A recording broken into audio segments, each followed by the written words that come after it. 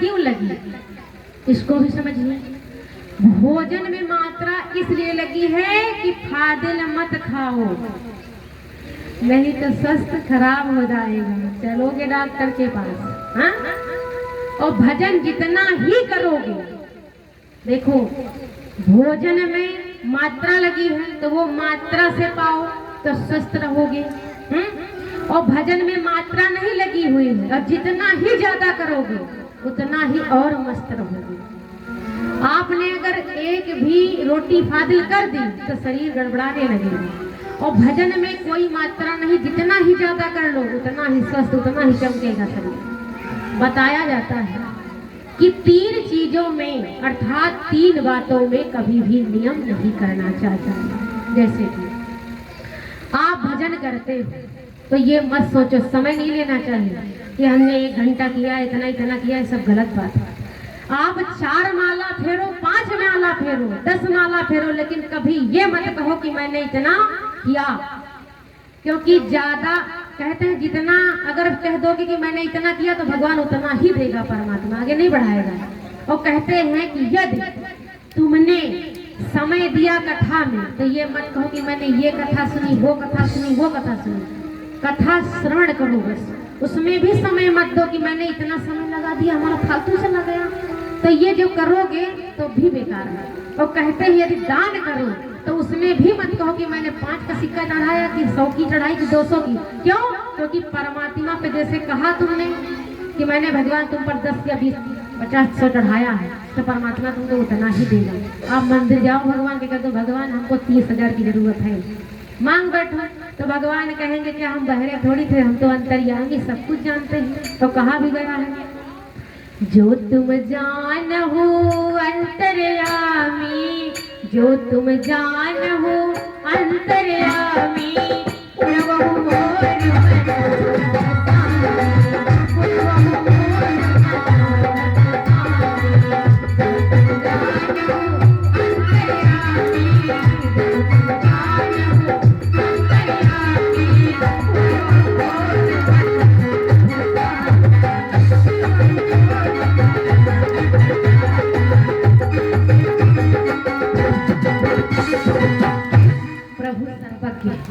वो क्या नहीं जानते। हम मनुष्यों को 5 चीज की ज्यादा आवश्यकता। कौन कौन सी चीज? हाँ बताने जा रही है, अभी मुन्नी बताएगी, बताओ बता देगी मुन्नी, बताओ। अब पीछे क्यों मुड़ कर? इतनी बार कथा में गई है और जानती भी है और पीछे मुड़ी इसलिए कर लिया। अच्छा बताओ कोई भी एक चीज बताओ, 5 चीज की हमको ज्यादा आवश्यकता होती है, बताओ कौन सी? अरे कोई तो बोले। हाँ देखो रोटी, कपड़ा, मकान, हाँ और उसके बाद साधन और धन, भैया जरूरत है कि नहीं? हम मनुष्यों की 5 चीज की ज्यादा आवश्यकता है और 5 चीजें अगर हमारे पास हो गई तो बस दिक्कत खत्म। हाँ यही तो जरूरत है हमको। अच्छा धन हुआ तो चाहे जितना बना लो, चाहे कितना बनाओ, और घर तो एक ही शब्द आता है ना, चाहे 2 मंजिल बनाओ चाहे 4 मंजिल बनाओ, घर घर होता है। और रोटी, अब चाहे आप दाल खाओ चाहे पनीर खाओ चाहे जो खाओ, पर रोटी, कपड़ा, और कपड़ा चाहे आप 500 का पहनो चाहे 5 लाख का पहनो, है शरीर ढकना है। तो रोटी, कपड़ा, मकान, 3 इंपॉर्टेंट ये हो गए। उसके बाद धन तो गाड़ी सब तो ही जाता है। इधर क्या हुआ, आत्मदेव जी क्या करते हैं भैया? हाँ तो ये जो बताया जाता है कि जब भी भगवान के यहाँ जल चढ़ाने जाओ, भगवान शिवलिंग पर या फिर किसी भी देवी देवता की पूजा करने जाओ तो उनसे मांगो मत कि भगवान हमको 30,000 चाहिए दे देना या फिर 3 ढोलने की झुमकी। तो भगवान कहें चलो ठीक 3 दिन मांग रहे, हम तो चलो फादिल दे दे, लेकिन तुम 3 दिन मांग रहे हो, कोई बात नहीं 3 दिन ले जाओ। इसलिए कभी भी मांगना नहीं चाहिए। और यहीं पर एक संकेत भी मिल गया। एक राजा था, वो राजा नगर में भ्रमण करने जा रहा था। तो क्या हुआ भैया कि जब वो राजा भ्रमण करने जा रहा था तो उसके जो है कोट का जो एक बटन गिर गया। तो गिर गया तो उसने देखा कि मेरे कोट का एक बटन गिर गया है, ये तो शोभा नहीं मार रहा है। तो वही उसी जगह पे अपनी पालकी रुकवा दी। और पहले राजा लोग पालकी से चलते थे, रुकवा दी। कहा सुनो मेरा बटन कोट का गिर गया है।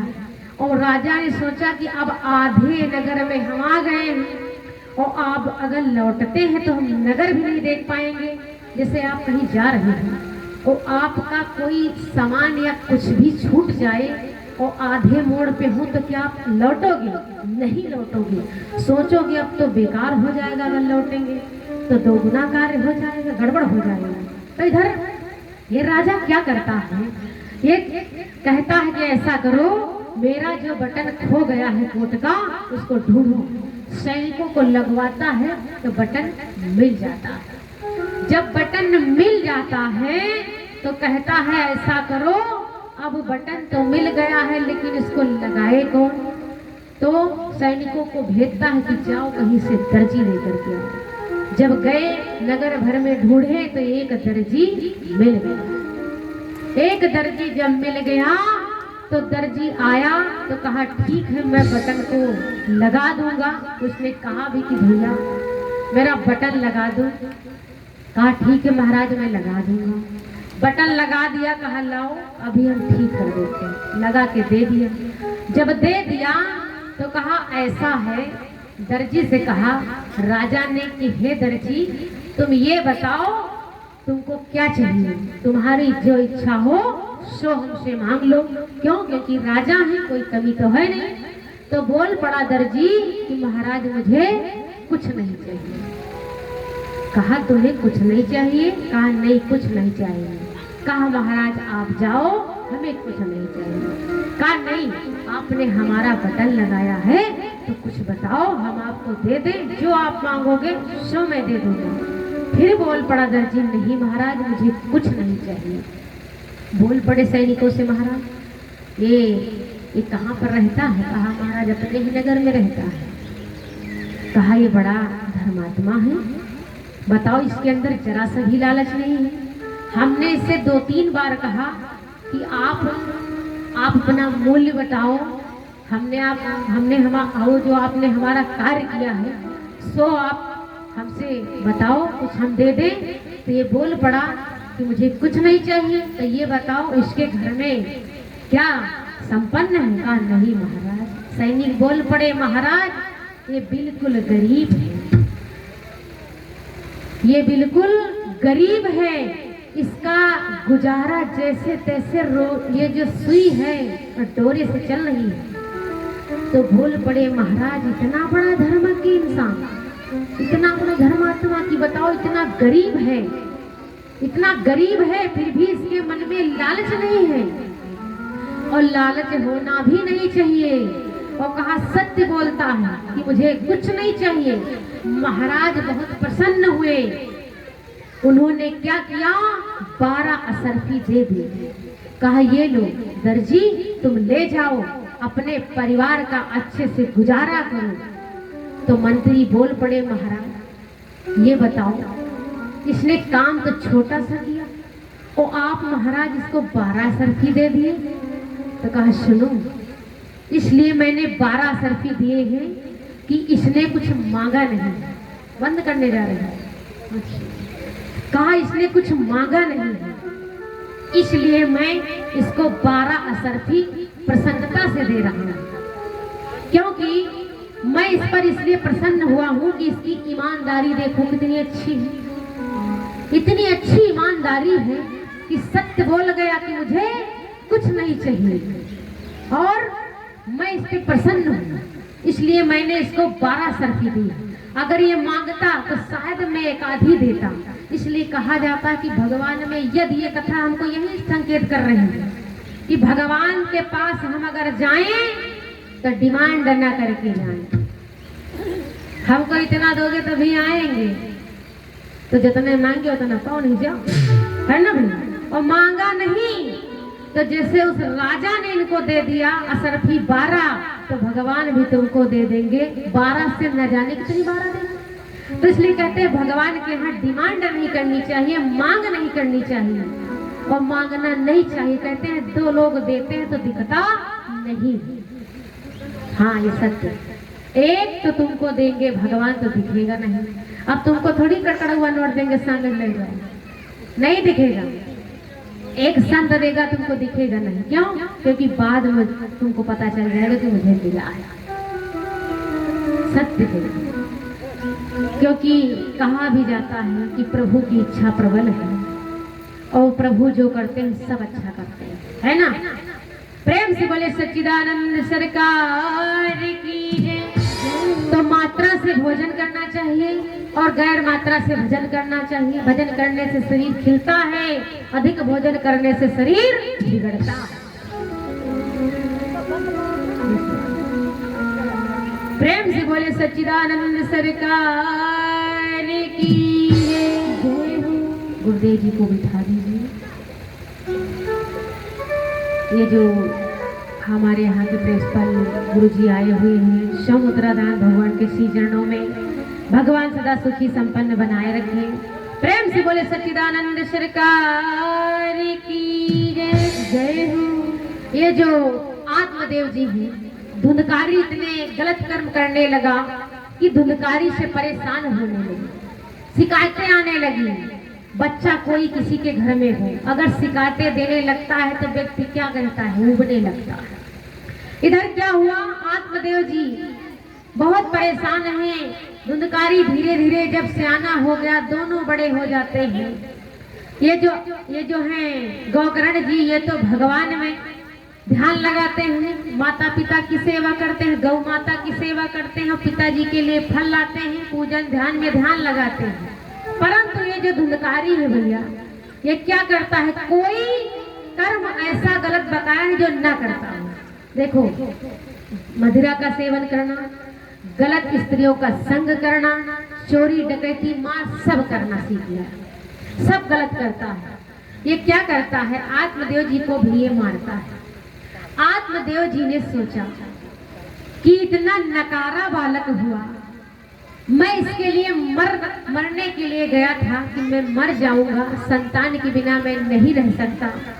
आज मुझे पता चला और आज मुझे उस सन्यासी के उपदेश याद हो गए कि जो तुम खुद ही अपना पिंडदान कर सकते हो तो संतान का मुख क्या देखना। भैया, संतान किसी की हो तो क्या तुम्हारे शरीर को भजाएगी राम राम? नहीं भजाएगी, नहीं भजाएगी। क्यों? क्योंकि तुम अपने आप से भजन करोगे, वो थोड़ी तुम्हारी जिम्मेदार होगी। तुम अपने शरीर की जिम्मेदार हो, उसकी कोई जिम्मेदारी नहीं। इधर क्या होता है, धुंधकारी जब अपने पिता को मारता है, और हमको तो लगता है 99% अब धुंधकारी ही जन्म ले चुके हैं, है ना भैया। बहुत से बच्चे ऐसे हो चुके हैं जो अपने माता पिता को मारते हैं और ढोंग बड़ा लंबा करते हैं कि मैं तो शिव भगवान का भक्त, मैं तो राधे श्याम का भक्त, मैं तो खाटू श्याम का भक्त, मैं तो माता रानी का भक्त। ये ढोंग पीटने से कुछ नहीं होगा। हाँ, क्योंकि ग्रंथों में वर्णन है कि माता पिता की जो सेवा नहीं करता, ये कंस करता था। क्या करता था, माँ नहीं मात पिता नहीं देवा, माँ नहीं मात पिता नहीं देवा, साधुन ते करवा सेवा, साधुन ते करवा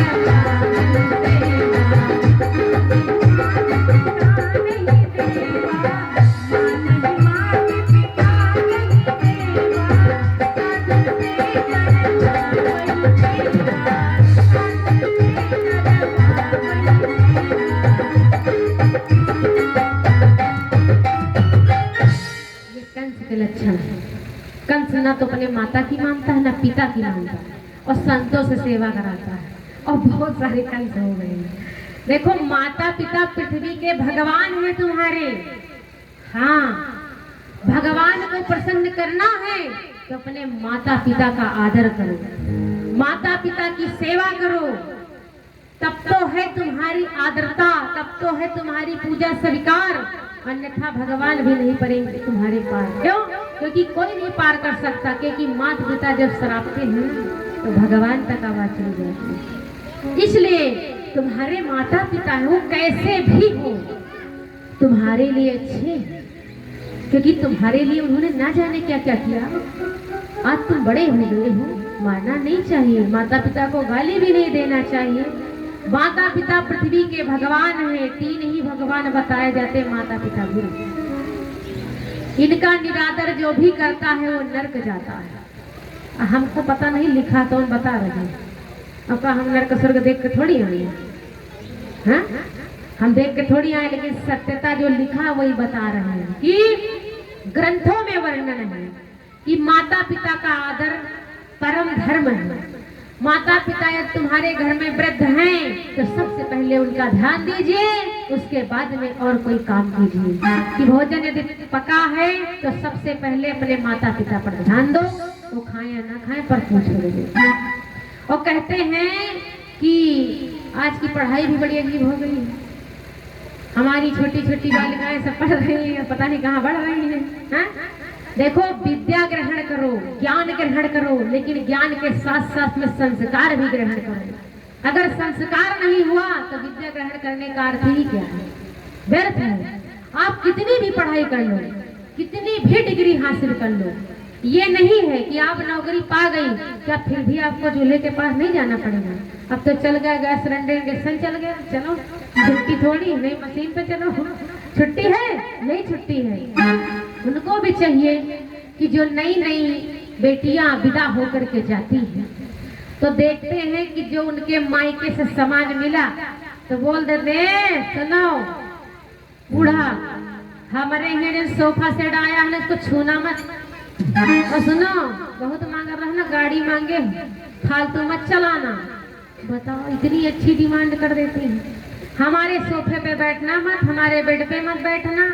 हमारी समझ में एक बात नहीं आती, हम बहुत जगहों पे देख लिए हैं, बहुत गलती करती है लड़कियां। देखो जो तुम्हारे माता पिता ने तुमको सोफा सेट दिया है ना, तो किसी के माँ बाप ने तुमको सारी सामग्री भी दे रखी। क्यों? क्योंकि तुमको जितना तुम्हारे घर वाले ने तुमको दिया उतनी ही तुमको चीज उसने बनवा के दी कि नहीं दी? तो हिसाब बराबर हुआ कि नहीं हुआ? और ये बोल देती हैं सुनो ज्यादा फालतू तुम्हारे अगर माँ बाप बोले तो एक किनारे हमारा कमरा दे दो, हमारे रूम में कोई नहीं रहना चाहिए। ये लक्षण किसके हैं? धुंधली बाई के, है ना भैया? धुंधली बाई के लक्षण है, क्योंकि कर्कश नारियों की तो यही लक्षण मिल सकते हैं। जो श्रेष्ठ नारी होगी, जो श्रेष्ठ बहन बेटियां होंगी, वो कभी भी झगड़ा नहीं करती, श्रेष्ठता उनकी ऐलान रहती। उनको पता है ये माया छाया देखना जब कुदरत का है साथ, इस माया का गुमान नहीं करना चाहिए। हो सकता है ना जाने किसके भाग्य से आप आए हैं, और हो सकता आप जिसे आप, अब हम बहुत लोगों को बताएं और गुजरी भी तब भी बताएं कि बहुत लोग देखते टीवी पा जाते, पहले टीवी चलती थी पा लिए, और पा लिए जब टीवी लगाते थे घर में देवर नंद तो कहते सुनो मरने जा रहे हो, हमारी टीवी मत लगाना, हमारी अम्मा पापा ने दिया, तुम्हारे लिए थोड़ी दिया। और जब तुम आज डांट रहे हो, जब वो बड़ा हुआ उसका समय आएगा, तुमने टीवी देखी थी ना, अब वो लगाएगा टीबा बड़ा एलसीडा लगाता नहीं भैया। इसलिए किसी को धक्का नहीं देना चाहिए। देखते हैं बहुत सारी बहनें गाड़ी से उतार देती, बहुत सारे लोग गाड़ी से धक्का देते हैं, उधर हमारी गाड़ी पे तुम न बैठना, ऐसा कहते कि नहीं कहते हैं? लेकिन कहना ना चाहिए। आपके जेठ हैं, देवर हैं, ससुर हैं, उनको मानता देना चाहिए। जानती हो क्यों? क्योंकि उनकी भाग्य से ही तुमको मिला है। आप उसमें ज्वाइंट होने आए हैं, ना कि तोड़ने नहीं आए हैं। लेकिन हम देखते हैं सारी लड़कियां यही करती जा रही, बस भाई भाई में सम्मत रहती है, बस दोनों जहां आई बस सब बिखराई। नहीं बिखराना चाहिए। देखते हैं एक माँ 10 बच्चों को पालती है, एक 7 बच्चों को रखती, और जैसे पत्नियां आई बस काम खत्म। पत्नियां नाम है, अच्छा भैया, बेटी और बेटा, लड़का लड़की। तो सुनो, बावंश होता है बंटवारा, और बेटा जो कहा जाता है तो रोज कहे गए पप्पा हमारी तुम्हारी बनती नहीं है, भैया तुम्हारी हमें बंटवारा करो हमारा, तो समझ लेना है बेटा है, पक्का बेटा है। और जब जानो कि लड़का है तो हर साइड इधर से उधर से लड़े चर चर, तो समझ लेना लड़का हो लड़की तो समझ लेना कि ये लड़का है तभी तो ये लड़ता है। और अगर बेटी बंटवारा करती है तो वो है बेटी, और अगर रोज लड़की लड़ती है तो वो है लड़की। और अगर पुत्री हो या पुत्र, पुत्र कहते हैं उसको, सबसे श्रेष्ठ शब्द आता है पुत्र। पुत्र जो होता है, पुत्री जो होती है, वो माता पिता का नाम रोशन करती है, सदा ऊंचे बढ़ाती है। तो वो हो गया पुत्र और वो हो गई पुत्री। देव शब्दों में आप लोगों ने टेलीविजन के माध्यम से, शास्त्रों के माध्यम से आप लोगों ने सुना भी होगा कि जब भी कोई पुकारता है तो पुत्र बोलते हैं। तो पुत्र, पुत्र मीन्स होता सजो के रखता है। और जहाँ बेटा शब्द आया तो बंटवारा, हम बंटवारा करो, हम तुम्हारे मिलने नहीं रहना चाहते, खड़ो तुम्हारे मिलने नहीं रहना चाहते। तो वो हो गया कौन? बेटा। और लड़की, जो लड़े वो है लड़की। इधर लड़का, लड़ा तो भी लड़का है। और अगर पुत्र है, पुत्र तो लड़का नहीं बनाता है। हमको लगता है 100 में शायद 54% ऐसे लोग होंगे, 54%, और सारे हटा दो। क्यों? क्योंकि सारे लोग कैसा कर रहे हैं, क्योंकि दिख तो नहीं रहा हमको कहीं। दिल्ले कोई दिखता है जो अपने माता पिता, भाई बंधु, पूरे परिवार, पूरे रिश्तेदार को लेकर के चलता है। और कहते हैं पागल बने रहो बहुत फायदा है। भैया अगर रिश्ता संजोना है तो पागल बनना है अच्छा। जैसे ये पेड़ है, और पेड़ जो नींव है ये तुमको छांव दे रहे हैं, ये झुकी है ना, तो जो पेड़ झुका उसी के पास तो सब लोग जाएंगे, उसी के पास, उसके पास छांव है तो उसके पास सारे लोग जाएंगे। और अगर जो पेड़ अकड़ा हुआ खड़ा है तो उसके पास कोई जाएगा नहीं जाएगा। इसका अर्थ ये हुआ कि आप कितने भी बड़े धनवान हो जाओ, बहुत बड़े आप धनवान हो जाओ, आपके पास गाड़ी है, बंगला है, घर है, सब कुछ है, लेकिन आपके पास यहाँ क्या नहीं है? बुद्धि नहीं है। यहाँ अहंकार भरा हुआ है, तुम्हें झुकने की अकल नहीं है, तो समझो तुम बेकार हो, किसी काम के नहीं हो। उसी पेड़ की तरह हो जैसे क्लस्टर का पेड़ होता है, आती है हवा और सीधा चीर के चली जाती है। तो इसका अर्थ हुआ कि अहंकारी व्यक्ति ज्यादा दिन तक नहीं रहता, कट जाता है। इसलिए अहंकार कभी नहीं करना चाहिए, कभी करना ही नहीं चाहिए, क्योंकि भगवान ने हमको सब कुछ दिया, हम किस पे अहंकार करें? ये बताओ, जो कुछ मिला है हमको सब दूसरे से मिला। सुनो, जन्म मिला तो दूसरे से मिला, विद्या मिली तो दूसरे से मिली, नाम मिला तो दूसरे से मिला, काम मिला तो दूसरे से मिला, रुपया मिला तो दूसरे से मिला, अन्न मिला तो दूसरे से मिला। हमारा है क्या? तो हम किस पे उचक रहे हैं? भैया है अपना कुछ? अपने शरीर से आप जब जन्म लिए, तुम्हारा नामाकरण माँ ना करे, माँ ना करे, दादा भैया कोई ना करे, तो तुम बिना नाम है तुम्हारा कोई नाम? तो नाम हमारा दूसरे ने किया, सारा काम हमको दूसरे ने दिया, और जन्म भी हमको दूसरे ने दिया, तो हमारा है क्या? कुछ तो नहीं। जब हमारा शरीर ही नहीं है तो हम अहंकार किस लिए करते हैं? कुछ नहीं है, सब झूठा है। क्योंकि कहा है माँ भवानी ने, उमा कहे कछु अनुभव अपना, उमा कहे कछु अनुभव अपना, सत्य है भजन जगत सब सपना, सत्य है भजन जगत सब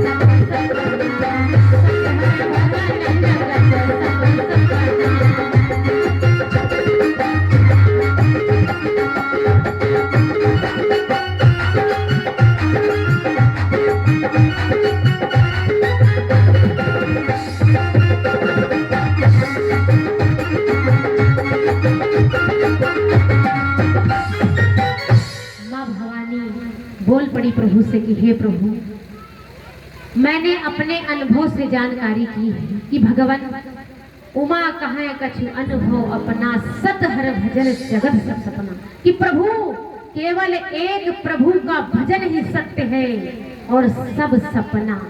जब किसी की मृत्यु होती है तो ले जाते तो यही शब्द बोलते, राम नाम सत्य है, सबकी यही गति है। और जो लेकर के चलने लगते तो बोल देते, उसके बाद चलो मर गए, कोई बात नहीं, हमारा काम पड़ा होगा, हमको जल्दी जल्दी जाने दो, बहुत देर हो गई, सब भूल गए। तुरंत भूल जाते कि नहीं भूले?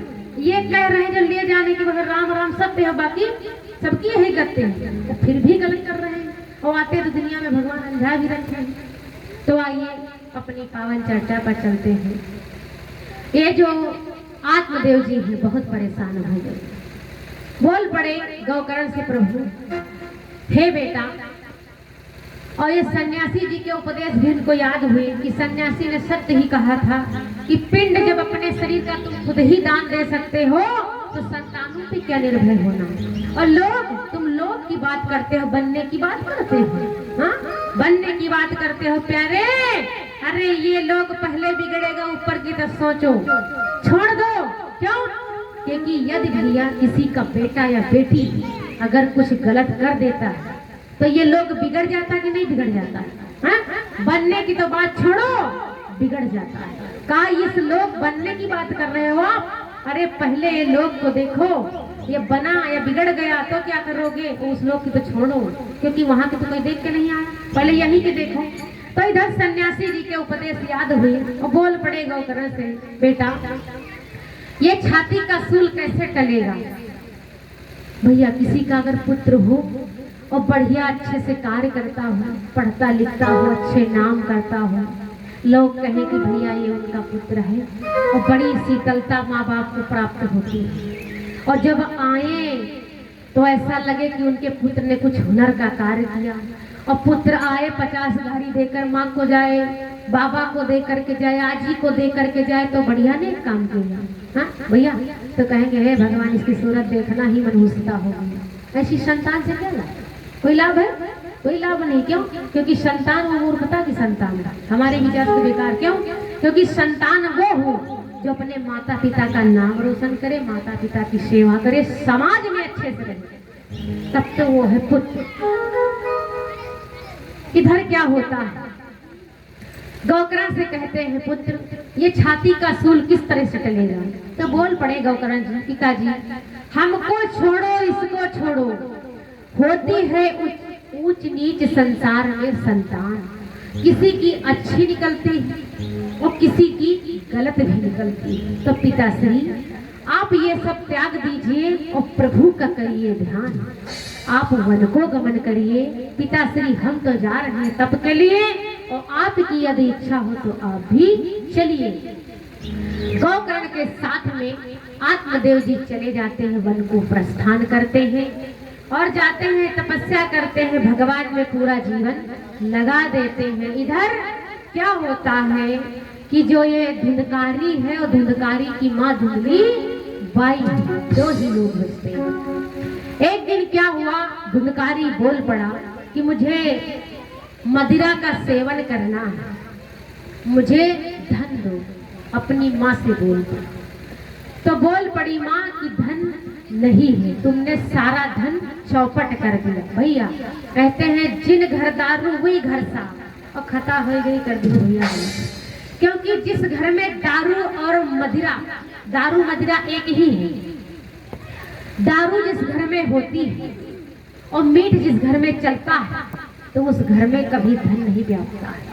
दिखावे में धन दिखता है लेकिन वो रोग में व्याप्त रहता है। ये परम सत्य है, ये लिखा भी है कि जिन घर दारू वही घर साफ, खता हो गई के दिहो माफ। क्यों? क्योंकि ये मदिरा का सेवन करना और मांस का सेवन करना राक्षसों का काम है, मनुष्यों का नहीं। क्योंकि मनुष्यों के लिए भोजन बनाया गया है, फल बनाए गए हैं, दूध घी बनाया गया है, अपितु किसी की जान खाने के लिए थोड़ी मांस बनाया गया है। ये सब लक्षण नहीं मनुष्य के, ये तो जानवरों जैसा खाना हुआ ना। ये खान पान जानवरों के नहीं खाना चाहिए, लेकिन लोग देखते हैं मनुष्य शरीर धारण किए हैं और खा रहे हैं जानवरों जैसा भोजन। तो तुम में और शेर में, कुत्ते में कोई अंतर नहीं है। क्यों? क्योंकि वो भी यही करता है, वो भी मांस खाता है। खाता कि नहीं खाता? और तुम मनुष्य होकर के तुम्हारे लिए पर्याप्त भगवान ने भोजन बना दिया है। अन्न ग्रहण करो, फल फलूट ग्रहण करो, सब्जियां तरह तरह की बनाई भगवान ने, तरह तरह के फल बनाए, और तुम्हारे लिए घी दूध की व्यवस्था भी कर दी भगवान ने, और फिर भी तुम्हारी आत्मा नहीं तृप्त हुई तो बेकार है। क्या फायदा? क्या फायदा मनुष्य का मत करके? बहुत लोग देखते हैं चबाते रहते हैं, कहीं कैसे हजम कर लेते हैं। बताओ किसी की जी खा रहे हो आप और मारोगे, यही मरोगे, यही होता रहता है। ये शरीर किसी का खाना आसान नहीं होता है। किसी की आत्मा जैसे तुम्हारी उंगली यदि कट जाए तो कितना दर्द होगा। सोचो तुमने किसी का मांस खाया, उसको कितना दर्द हुआ होगा। बहुत दर्द होती है और बहुत पीड़ा हुई होगी। एक पल के लिए सोचना चाहिए और सोचो जो तुम भक्षण कर रहे हो, जानवरों वाला भोजन ग्रहण कर रहे हो, तो भैया का संत जैसे शब्द थोड़ी बोलोगे, नहीं बोलोगे। क्यों? कहे जैसे पीहो पानी और वैसे बोली हो बानी, और जैसे खई हो अन्न वैसे रही मन, और जैसे रखियो तन वैसे हुई हो तन। अब आप साफ सुथरे कपड़े पहनो, नहाए छाटे बैठो, मन में शुद्धि बनी रहेगी। और भोजन अच्छा अच्छा ग्रहण कियो, सात्विक भोजन तो बढ़िया भाषा बोलो। और पानी अच्छा खासा पियो तो अच्छा बोलोगे, नहीं पी लियो मदिरा मिलाए। देखा बौंगियात कितना बौंगियाते हैं। हाँ तो वो हो गई पानी, तो बोल रहे हैं पानी। हाँ तो इसलिए पानी भी उल्टा सीधा नहीं पीना चाहिए, वही है पानी। इधर भैया आत्मदेव जी तो चले गए, गौकर्ण भी चले गए। धुंधकारी क्या करता है? अपनी माता को मारता है। मारता है कि बता, तू ये बता धन कहाँ पर रखा हुआ है। तो बोलते हैं कि कल बताऊंगी, ऐसा कह करके उसकी जान बचती थी। धुंधकारी रोज मारने लगा अपनी माँ को। क्या होता है, वेश्याओं के यहाँ जाता है, और वेश्याओं का काम है जब धन हुआ तब तो तुम्हारे पास आएंगी, अन्यथा चली जाएंगी। इधर वेश्याओं को सोचा ये धुंधकारी ने कि मैं जाऊं क्यों बार बार, अब हमारे महल में कौन बहुत से लोग हैं।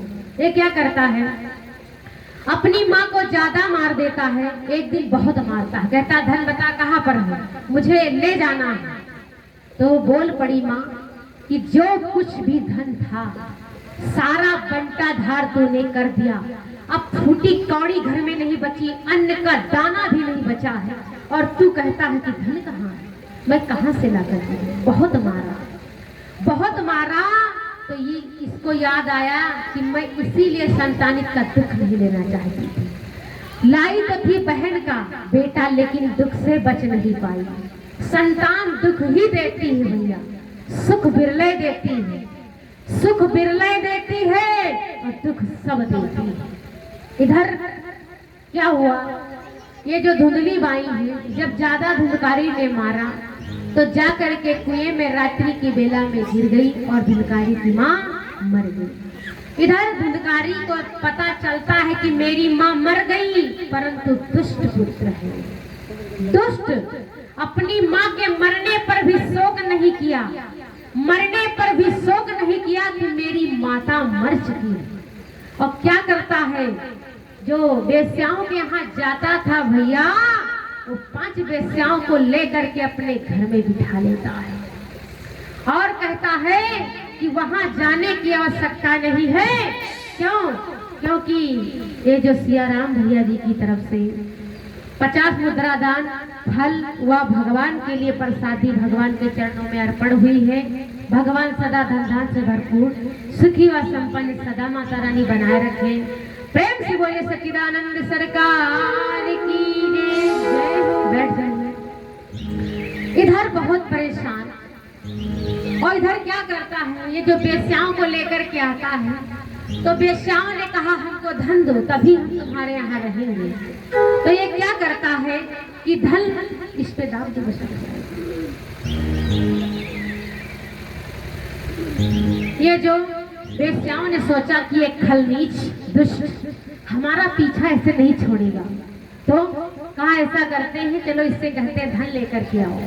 कहा हमको धन ला करके दोगे तब तो हम आज आपके यहाँ रहेंगे, अन्यथा नहीं रहेंगे। ओ भैया वेश्याओं के विषय में भी बताया गया। देखो उनका तो एक मजबूरी है ना, उनकी एक अपनी मजबूरी है, लेकिन तुम्हारी थोड़ी कोई मजबूरी। कहते हैं जिन लोगों ने वेश्याओं को हाथ लगा दिया तो पुण्य नष्ट हो जाता है। हाँ पुण्य नष्ट हो जाता है, तभी तो तुमको फल नहीं प्राप्त होते हैं। कहते मैं तो वहां गया इतना कर दिया हमको कुछ मिला नहीं। अरे मिलेगा कहाँ, मिलेगा कहाँ, तुमने सारा तो नष्ट कर डाला है। क्या करोगे, तुम्हारे जो डेले में कुछ है ही नहीं, तो बांटोगे क्या, बांटोगे क्या भाई, कुछ नहीं बांट सकते। क्यों? जैसे खाता खुला लो, खाता खुला लिया और पैसा जमा नहीं किया तो क्या भैया खाता निकाल, खाते में पैसा निकाल पाओगे? नहीं निकाल पाओगे। उसी प्रकार से जब पुण्य अर्जित किया है तभी तुमको कुछ मिलेगा, अन्यथा नहीं मिलेगा। तो जो वेश्याओं को हाथ लगा के नाचते हैं ना, उनका पुण्य नष्ट हो जाता है, तभी उनकी कोई कहानी पूर्ण नहीं होती। बता देते हमारा काम नहीं हुआ, बोले ना नहीं पूर्ण किया, इसीलिए नहीं पूर्ण होता, क्योंकि तुम्हारा पुण्य नष्ट हो गया। और पुण्य होता तो तुम्हारा सब कुछ हो जाता। तो इधर खलनीच 5 वेश्याओं को लेकर के आया धुंधकारी, और वेश्याओं ने सोच लिया कि ऐसा करते हैं, इससे कहते हैं धन लेकर के आओ। धुंधकारी ने कहा ठीक, तुम चिंता मत करो, तुम हमारे यहाँ रहो, हम तुमको धन ला करके देंगे। और धन लाने के लिए जाता है ये भैया जो है बलिया से। हाँ, 101 रुपया भैया भगवान के चरणों में दान।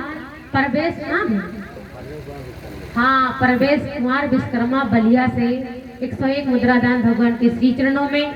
भगवान सदा सुखी संपन्न बनाए रखें।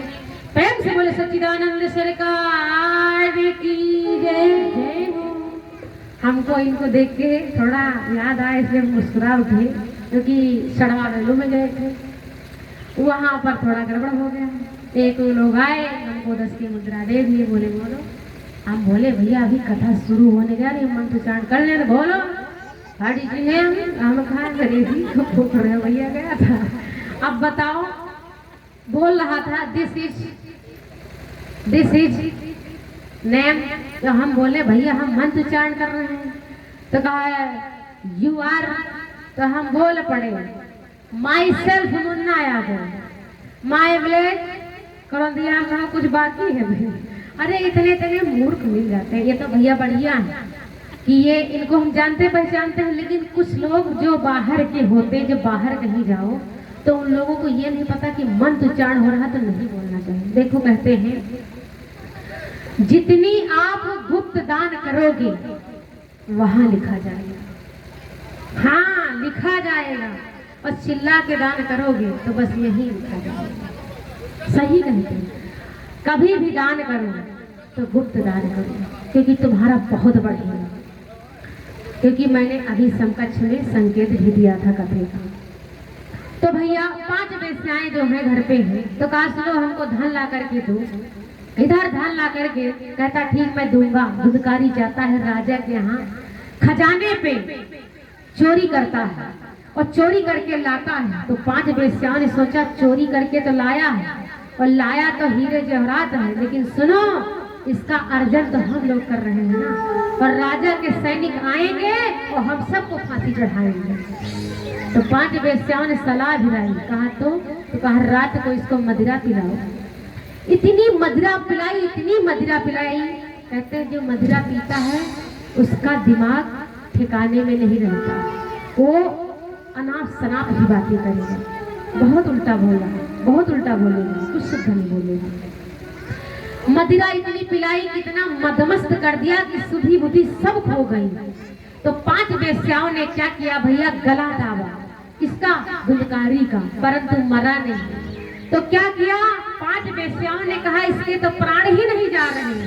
तो कहा ऐसा करते हैं आग का लुकाठा इसके मुख में डाल देते, और आग का लुकाठा भैया उसके मुख में डाल देते। तब इतनी भयानक मौत से उस धुंधकारी की मृत्यु हुई, इतना कठोरता से उसको मारा गया कि महाभयानक प्रेत बना। कौन, धुंधकारी। इधर ये जो गौकर्ण जी हैं, इनको पता चलता है कि जो मेरा भाई धुंधकारी है उसको वेश्याओं ने इस भात से मारा है। तो क्या करते हैं, भाई है तो ये क्या करते हैं कि गया श्राद्ध में पिंडदान करते हैं, बहुत सारा दान करते हैं, जगह जगह पर जाते हैं, अपना यहाँ वहाँ सब कुछ करते हैं कि शायद किसी भी प्रकार से हमारे भाई को मुक्ति मिल जाए। और आते हैं अपने घर को वापस। जब आते हैं तो रात्रि में वो संध्या वेला में संध्या वंदन करने के बाद में जब रात्रि में विश्राम कर रहे होते हैं तो आवाज आती है सुअर की, कभी कुकर की, और कभी भेड़ बकरी की आवाज, और कभी कभी ये बोलता भैया भैया मुझे बचा लो। तो बोल पड़ी गौकर्ण जी, कौन हो तुम? भैया भैया मैं तुम्हारा भाई। और पहले अपने भाई को नहीं जोड़ता था, पहले नहीं जोड़ता था, कहता था तू गऊ का लड़का है, चल बक मेरे पास मत आना, गऊ का लड़का बोलता था। और वही भैया आज काम में आ रहा है। इसलिए भाई भाई में कभी भी फूटन नहीं करनी चाहिए। कोई कितना भी रिस्क कर दे पर भाई भाई एक होने चाहिए, भाई भाई अलग नहीं होने चाहिए, सदा एक रहो। आपस में आप खाओ बनाओ अलग ठीक, लेकिन सम्मत से जरूर रहो। कोई बात हो आप अपनी पत्नियों के सामने मत कहो, पर अपने आपस में दूर खेत में जाओ, कहीं जाओ, अपनी सलाह जरूर भिजाओ, भैया ये काम करे कि ना करे। सम्मत प्रेम जरूर बनाए रखो। जहाँ सम्मति तहाँ संपत्ति नाना, जहाँ सम्मति तहाँ विपत्ति निदाना। सम्मत जरूर होनी चाहिए भाई भाई में। इधर ये जो है गौकर्ण जी सोचे मेरा भाई है, तो कहा भैया तुम्हारी ऐसी दुर्गति, अरे मैंने तो पिंडदान किया, गया श्राद्ध भी तुम्हारे लिए की, व्रत भी कर लिए। कहा भैया मैंने इतने कुकर्म अधर्मी पाप किए हैं कि कोई देव मेरे पापों का भार नहीं ले सकता। भैया तुम ही कोई उपाय करो जिससे मैं इस शरीर से मुक्त हो जाऊं। भैया मैं प्रेत योनि में आ गया हूँ। भैया ये इतना कठिन शरीर है कि केवल वायु मात्र आहार मुझे। मैं जल देख तो सकता हूँ लेकिन पी नहीं सकता, मैं भोजन देख तो सकता हूँ लेकिन खा नहीं सकता। किसी के शरीर पे जाता हूँ तो खाता हूँ, किसी के शरीर पे जाता हूँ तो पीता हूँ। भैया भैया मुझे मुक्त कराओ। गौकर्ण ने कहा ठीक, तुम परेशान मत हो धुंधकारी, मैं सुबह कुछ करता हूँ। क्या करते हैं गौकर्ण जी? सुबह की बेला में सूर्यदेव भगवान का ध्यान करते हैं। मैंने पहले ही बता दिया कि गौकर्ण जी त्रिकाल संध्या करते थे। जो भी भक्त, जो भी व्यक्ति त्रिकाल संध्या करता है उसकी भगवान बहुत जल्दी सुनते हैं। इधर क्या हुआ, जब सूर्यदेव भगवान का आवाहन किया गौकर्ण जी ने, तो सूर्यदेव भगवान ठहरे, बोले पुत्र क्या बात है? कहा प्रभु मेरा भाई जो धुंधकारी है वो प्रेत योनि में आ गया है, उसको मुक्त कराना है। तो सूर्यदेव बोल पड़े इतना भयानक पापी कुकर्मी अधर्मी है कि उसके लिए कोई देव खड़ा नहीं होगा, उसके कष्ट कौन मिटाएगा? कहा प्रभु इसीलिए तो मैंने आपको रोका है, आप ही कुछ कहिए। तो सूर्यदेव बोल पड़े कि हे गौकर्ण उसके लिए सिर्फ एक ही विधान है। कहा क्या? जाओ श्रीमद् भागवत सप्ताह विधान उसे अध्ययन कराओ, जाओ श्रवण कराओ, वही मुक्त करा सकती है। इसीलिए कहा जाता है श्रीमद् भागवत जो होती है गंगा है, दो गंगा है। एक तो वो गंगा जहाँ तो आप जल लेने जाते हो, एक गंगा वो है जहाँ स्नान करने जाते हो तो पाप नष्ट हो जाते हैं, और ये गंगा है कि अगर इसके पंडाल में आ गए, इसकी शरण में आ गए तो पाप करने की वृत्ति मन में नहीं प्रकट होती। आप उस गंगा में गए तो नहा के पाप हटाए, और यहाँ अगर आए तो मन में पाप नहीं चलता। जैसे आप लोग बैठे हो तो कहते कलयुग आ गया, कलयुग आ गया। आपको लगता कलयुग आया? इतनी देर से कथा चल रही होगी तो आप लोगों का तो कथा में ही मन लगा होगा। कहीं मन लगा नहीं लगाना तो कहाँ है कलयुग? कलयुग वहाँ है जहाँ मनाओ वहाँ है। और कलयुग ने कहा था जहाँ कथा चलेगी वहाँ मैं नहीं आ सकता, क्योंकि परीक्षित की कथा आगे ही आएगी रात्रि की वेला में। इधर क्या होता है, सूर्यदेव भगवान जब कहते हैं कि जाओ इसे सप्ताह प्राण श्रीमद् भागवत सुनाओ तब इसको मुक्ति प्राप्त हो जाएगी।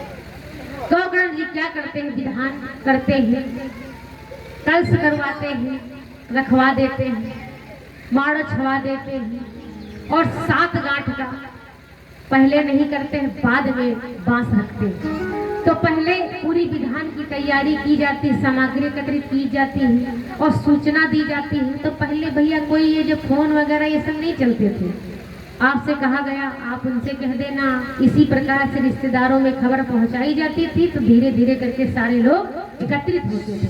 आज का ज़्यादा युग हो चुका है टेक्नोलॉजी, जो कि फोन से सारे लोग सर्वर से बता देते हैं यहाँ वहाँ सब कथा चल रही आ जाना। पहले ऐसी सुविधा नहीं थी।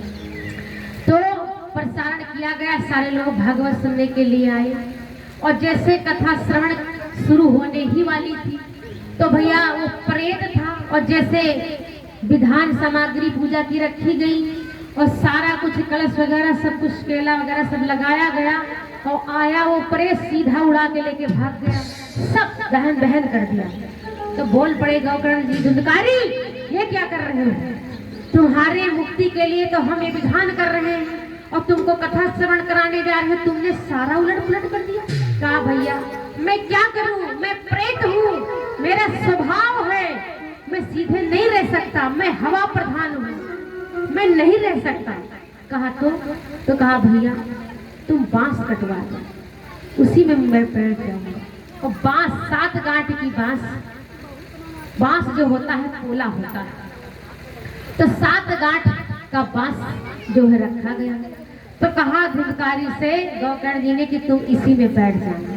कहा भैया मैं अवश्य बैठ जाऊंगा, क्योंकि मैं प्रेत हूँ, मैं हवा प्रधान हूँ। और छोटा सा रूप बना करके ये जो धुंधकारी है जाकर के बैठ जाता है बांस की नीचे वाली, एकदम नीचे वाली ग्रंथि में। और जब कथा प्रारंभ होती है पहले दिन की, तो पहली ग्रंथि टूट जाती है और दूसरी ग्रंथि टूटती है और तीसरी, चौथी, 5वीं, 6वीं, 7वीं ये होती है काम, क्रोध, मद, लोभ। ये 7 गांठें जब टूट गई तो भगवान के साथ पार्सल लेने के लिए धुंधकारी को आते हैं। जब धुंधकारी को लेने के लिए पार्षद आते हैं तो वहां जो लोग कथा श्रवण कर रहे थे चिल्ला उठी, ये क्या हो गया, अरे ये तो महापापी था, इसके लिए भगवान के पार्षद आए लेने के लिए रथाया, और हम लोगों ने जो कथा श्रवण की तो हमारे लिए तो कुछ नहीं आया। बोल पड़े गौकर्ण जी, देखो सुनने में अंतर होता है। क्यों? क्योंकि कथा जो धुंधकारी ने सुनी है तो वो एकाग्र चित्र होकर के सुन रहा था। क्योंकि सुनने में ये अंतर होता है कि जैसे आप लोग कथा श्रवण करने आए हो, किसी का मन घर में रखा, किसी का मन टेंट में रखा, किसी का मन लाइफ में रखा, किसी का मन किस में रखा, और किसी का मन भागवत में रखा कि कथा कहाँ चल रही है। हाँ? तो इसी प्रकार से बताया कि धुंधकारी ने बहुत ही ढंग व नियम से कथा श्रवण की है, जिसके कारण इसे पूर्ण फल प्राप्त हुआ है, जिसके कारण भगवान के पार्षद इसे लेने के लिए आए। तो जब प्रथम कथा सुनाई गई तो इस प्रकार से धुंधकारी को मुक्ति प्रदान हुई, और जो धुंधकारी को प्रेत योनि दी गई थी उसमें से दिव्य पुरुष प्रकट हुआ, और धुंधकारी की प्रेत योनि जो थी वो मुक्त हो गई, दिव्य पुरुष में बदल गई। भगवान के पार्षद से बैकुंठ धाम ले गए। तो बोलिए सच्चिदानंद सरकार की जय। और जब दूसरी बार कथा श्रवण कराई, कुत्ता, बिल्ली इत्यादि को मुक्ति गौकर्ण जी के द्वारा हुई। तो ये जो श्रीमद् भागवत है सप्ताह प्राण का विधान है, और सप्ताह प्राण का ही विधान आप लोगों ने ज्ञान वैराग्य को जब कथा श्रवण कराई गई तब भी सप्ताह प्राण।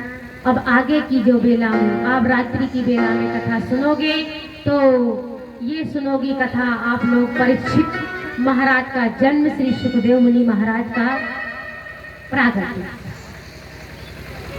आइए एक भजन श्रवण करते हैं, उसके बाद पावन आरती, और अपना समय से हो चुका है। दिल का हाल कहे क्या जग से, दिल का हाल कहे क्या जग से, जब दिलदार है बातें बिहार।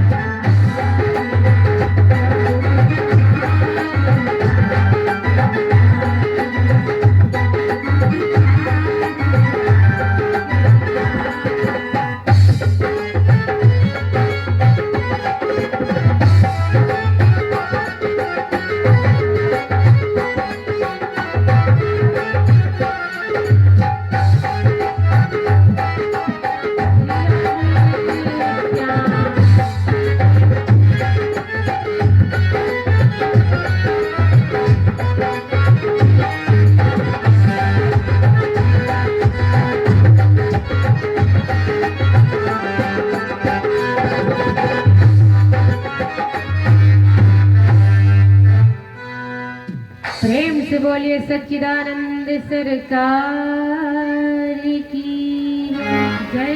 रात्रि की बेला में आप भक्तों कथा श्रवण करेंगे।